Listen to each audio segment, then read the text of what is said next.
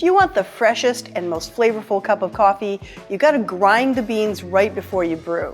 Coffee beans start to lose flavor and aroma within 1 hour of being ground. But what's the best way to grind coffee? So we tested 16 models of coffee grinders to find out.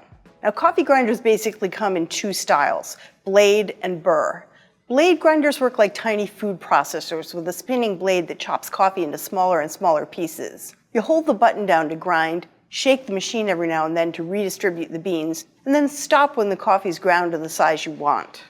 Blade grinders are compact and inexpensive. Burr grinders are a little bit bigger and a little fancier. They have 3 parts, a hopper where you feed in the beans, the grinding chamber, and a removable bin that captures the ground so you can transfer them to the coffee maker.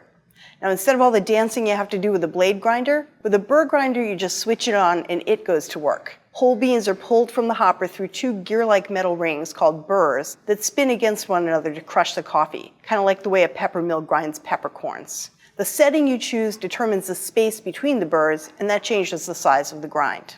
Now, burr grinders are the gold standard in the coffee industry. We tested 10 burr grinders, all with at least 8 grind settings, and they're priced from about $30 to $200. We also tested 6 blade grinders, much cheaper, just $15 to $22.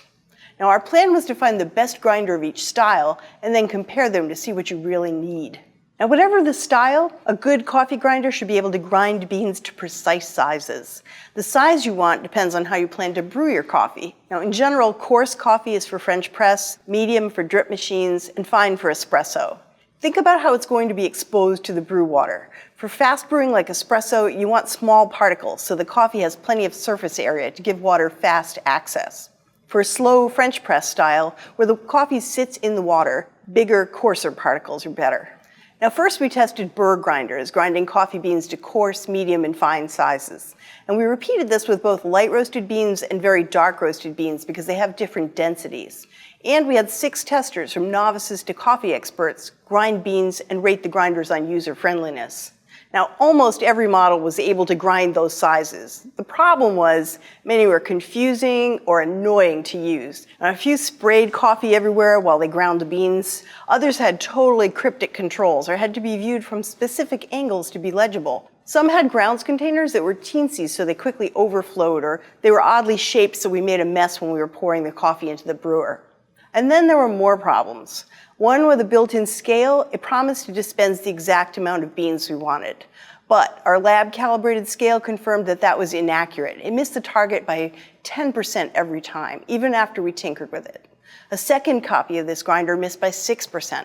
Yet another grinder rattled so violently while it was working that it changed its own grind setting. And another had a coffee grounds collection container made of glass. And when we accidentally bumped that off the counter, it shattered.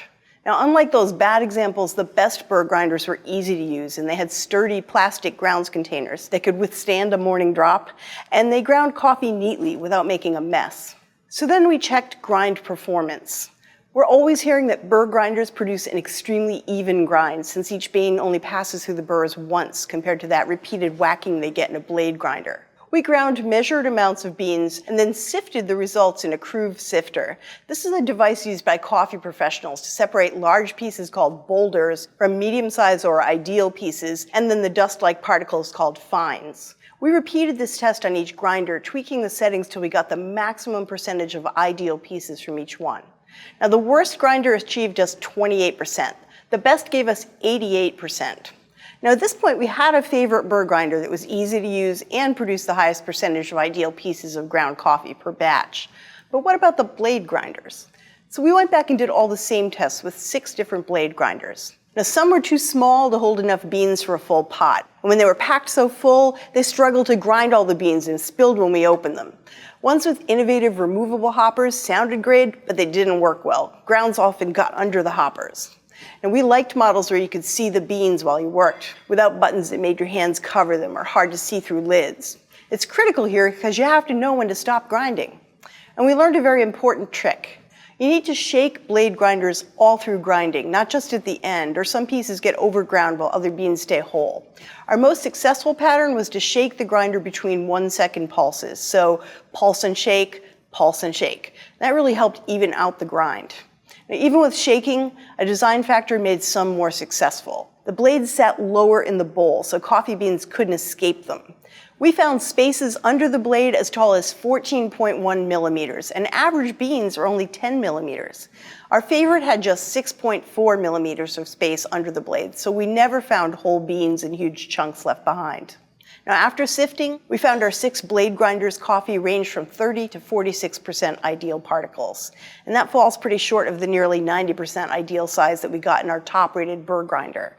Okay, so then we wondered, does that gold standard of evenness actually matter? We brewed 3 batches of coffee using beans ground in the most even and least even Burr grinders and in our top-rated blade grinder. 21 tasters tried them in a blind tasting. The result was really surprising. We found flavor differences, but each made a good cup. Our tasters were even split on which ones they liked the best. So we brought in coffee tasting experts, baristas, coffee shop owners, and roasters, and we did more blind tastings. And every time, these experts were split on which coffee they preferred, and they came to the same conclusion that we did, that they all made good coffee. So, if the evenness of your grind doesn't really matter, why is the coffee industry obsessed with Burr grinders? It's because the machines work hands-off with specific settings so they can guarantee consistency day after day in a way that a blade grinder can't.